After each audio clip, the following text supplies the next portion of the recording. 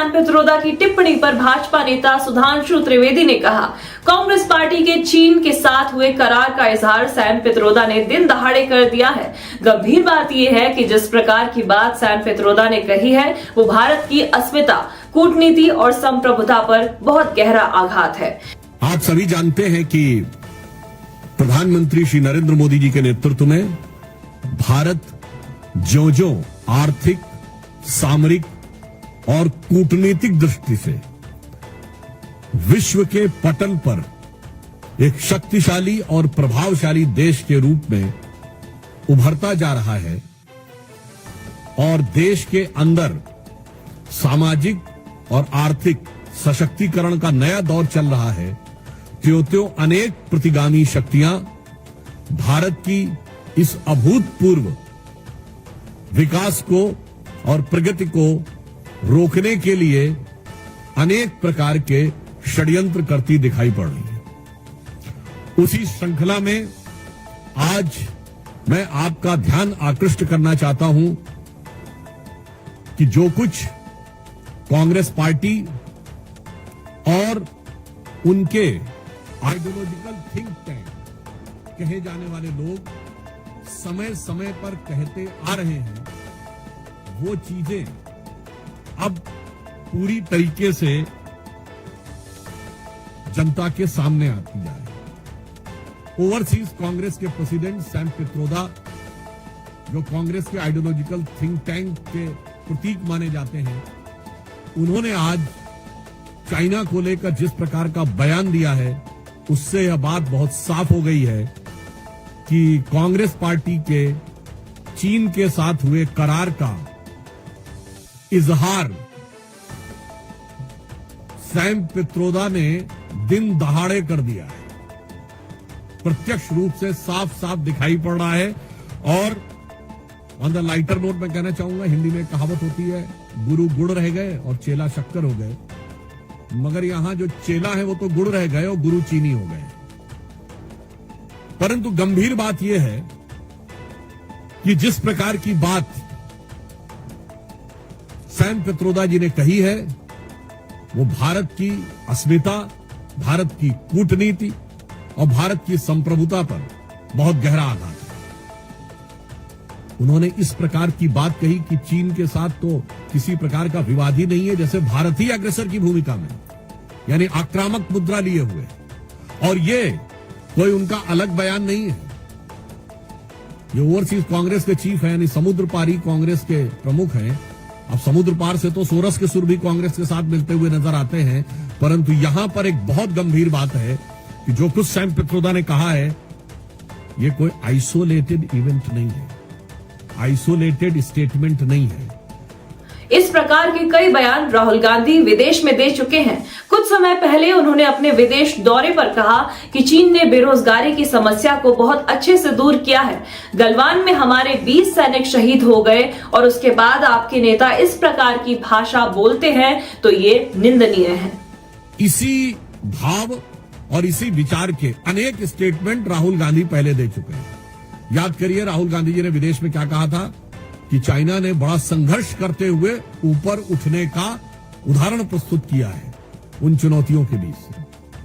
आपको याद हो, अभी कुछ दिन पहले के अपने विदेशी दौरे में क्या कहा कि चाइना ने अनएम्प्लॉयमेंट को बहुत अच्छे तरीके से टैकल किया है, जबकि फैक्ट ऑफ द मैटर है इस समय चाइना में एम्प्लॉयमेंट रेट 24% है। 2023 में जनवरी से लेकर जुलाई के बीच में अनएम्प्लॉयमेंट रेट वहां पर बढ़ते बढ़ते हो गई 17-18%, और उन्होंने फिर जुलाई 23 से जनवरी 24 डाटा देना बंद कर दिया, फिर डाटा का बेस चेंज किया और जनवरी से लेकर अगस्त के बीच में किया, फिर बदले बेस पर भी वो 24% हो गई। मगर राहुल गांधी जी को उसमें बहुत महान चीज नजर आती है। फिर याद करिए, यही लोग कहते थे कि चाइना में प्रेस फ्रीडम इंडेक्स में हमसे ऊपर है,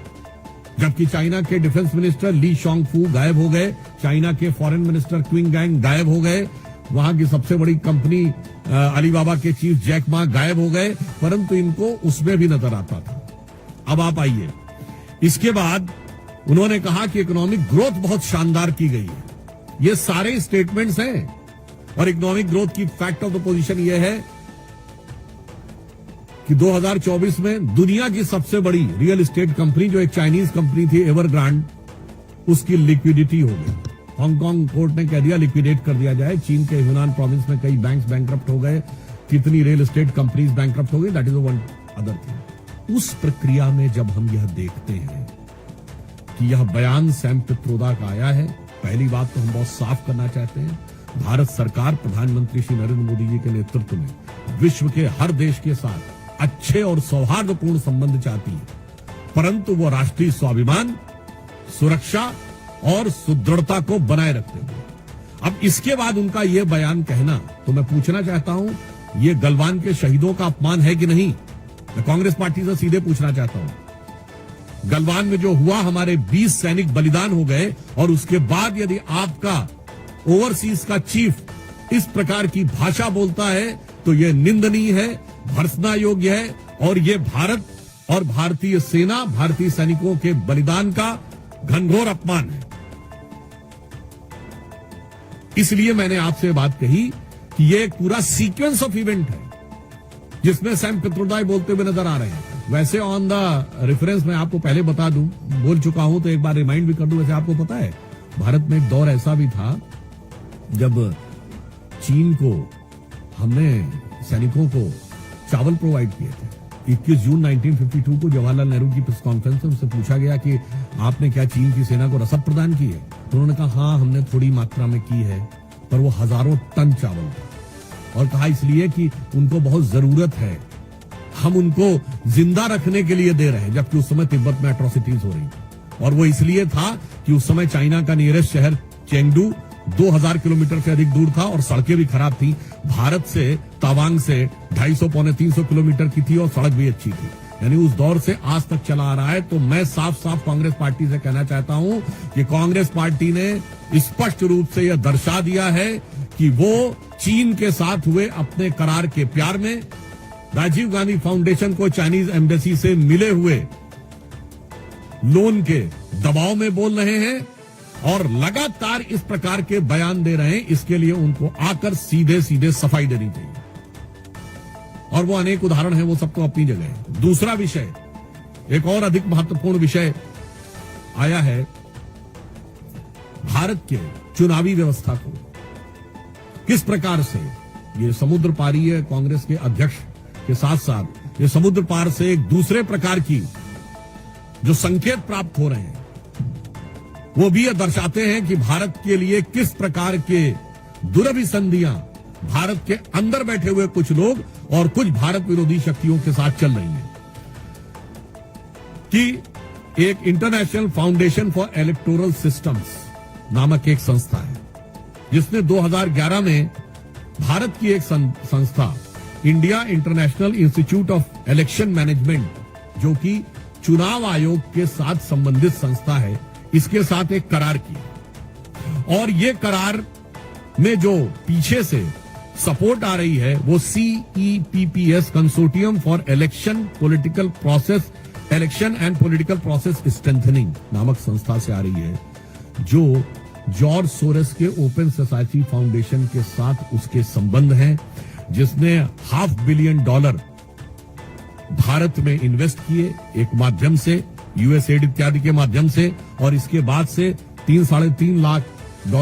प्रतिवर्ष भारत में आते जा रहे थे। आज हम साफ साफ पूछना चाहते हैं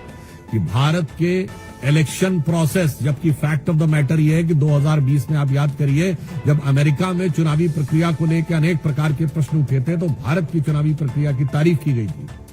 कि जो इलेक्शन वोटर सिस्टम हमारे यहाँ है, वोटर आईडी कार्ड वाला, वो उनके यहाँ होना चाहिए। परंतु ये कौन सी शक्तियां हैं जो भारत में इस प्रकार चुनावी प्रक्रिया को प्रभावित करने, परिवर्तित करने या उसके अंदर कोई समस्या उत्पन्न करने के हेतु से आर्थिक अनुदान पाती हुई दिखाई पड़ रही थी, ये बहुत गहरा संदेह हमारे मन में उत्पन्न होता है। यानी बहुत साफ है कि सोरस की सुर, अंकल सैम के सुर, और उसके बाद जो कुछ यहां कांग्रेस बोलती है वो साफ नजर आता है। यानी अगर हम ये कहें, जो सैम पित्रोदा बोले हैं, ऐसा लगता है कि लिरिक्स जो है वो सैम पित्रोदा के हैं और उसके गीतकार सोरस हैं, और उसके ऊपर सिम्फनी बजाने का काम कांग्रेस पार्टी और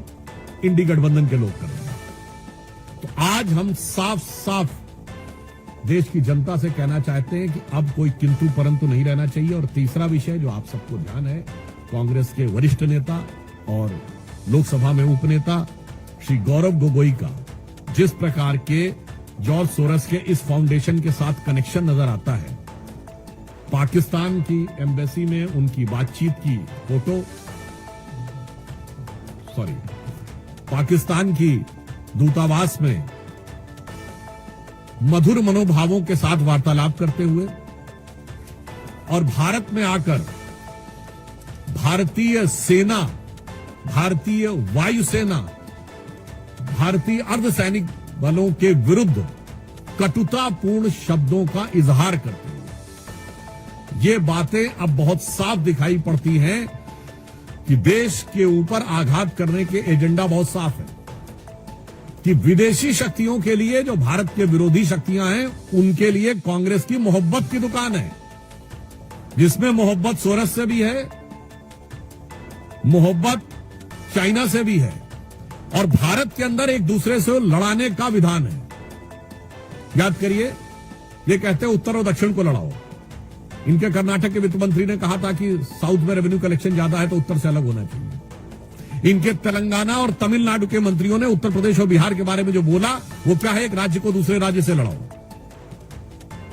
उसके बाद भाषाओं को आपस में लड़ाओ, तमिल और हिंदी को लड़ाओ, फिर मराठी और बिहारी को लड़ाओ, फिर भाषा पे लड़ाओ, प्रांत पे लड़ाओ, क्षेत्र पे लड़ाओ और उसके बाद जातियों में लड़ाओ, अगड़े पिछड़े में लड़ाओ, सामान्य और दलित में लड़ाओ। यानी बहुत साफ है कि बाहर की शक्तियों के लिए मोहब्बत की दुकान और भारत में हर आधार पर वर्ग, प्रांत, जाति, भाषा पर नफरत की दुकान, नफरत के सामान। और इससे मैं अंत में यह स्पष्ट कहना चाहता हूं कि इससे श्री राहुल गांधी ने जो बयान दिया था कि has to fight with Indian state, वो अनायास मुंह से निकला हुआ, लापरवाही में कहा गया बयान नहीं था। एक सुविचारित, सुव्यवस्थित योजना के अंग का प्रकटीकरण था। It was not just a careless slip of tongue, but it seems to be an expression of a well thought of structured design that how to demean and damage the India's strength and sovereignty. इसलिए अब हम बहुत स्पष्ट रूप से यह देश की जनता से कहना चाहते हैं कि ये सब कुछ जो दिखाई पड़ रहा है, चीन की तारीफ से लेकर, सोरेस फाउंडेशन से समर्थन से लेकर, भारत के अंदर सबको एक दूसरे से लड़ाने से लेकर और इंडियन स्टेट से लड़ाई करने की बात, मुझे लगता है अब किसी भी प्रकार का कोई बचाव का स्कोप कांग्रेस पार्टी के पास नहीं रह जाता है। और इस विषय पे कांग्रेस पार्टी से यद्यपि मैं अभी भी उनसे कहना चाहूंगा कि वो आकर अपनी स्पष्ट रूप से सफाई दें, परंतु मुझे लगता है कि उनकी सफाई देने का उनके पास कोई आधार नहीं बचा है। और बहुत दुख की बात यह है कि इस प्रकार की शक्तियों से हाथ मिलाते हुए या उनके सुर में सुर मिलाते हुए